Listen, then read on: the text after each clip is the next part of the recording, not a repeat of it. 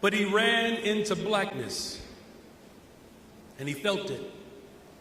He felt the heat, the unconditional love, the masterpiece of the black woman that only an amazing God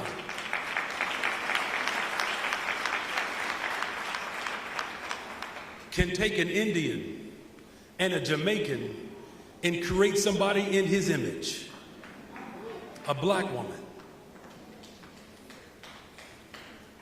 Keep in mind that this is not only an individual who lies, but he does it repeatedly. In fact, Donald Trump wants us to believe that our battle is between low-wage workers and individuals with no wages. He wants us to believe that somehow our hopes and aspirations cannot be fulfilled.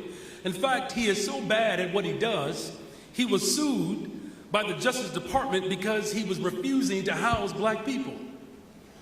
But then came along a black woman by the name of Kamala Harris, who took on banks and corporations during the housing crisis and settled billions of dollars to ensure that homeowners get to experience the true, full expression of the American dream.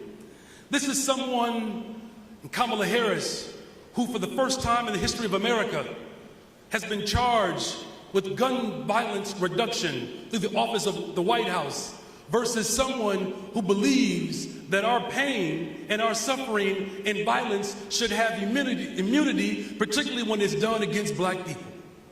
I'm talking about the difference between a black woman and someone who sits in the office of lies.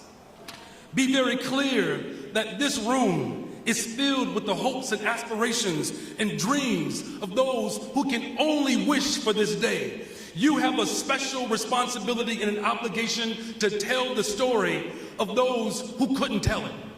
Well, what I'm convinced of in this moment, that as the city of Chicago and the rest of the world looks for moral clarity, it is possible that darkness and hope lives in the same political realm, but it is the hope and aspirations of black journalists that get to tell the story of a young black girl who wishes and dreams to be an artist one day.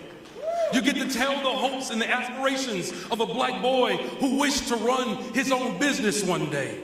The power that you all have, you literally have the power to write our liberation into existence. You have that power.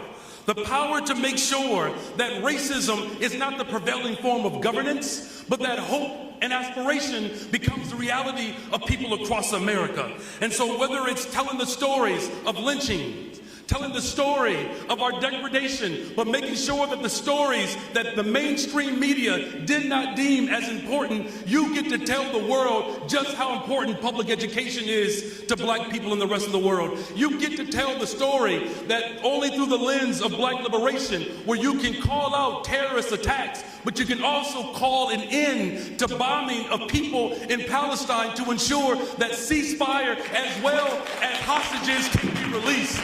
That is the power of this room.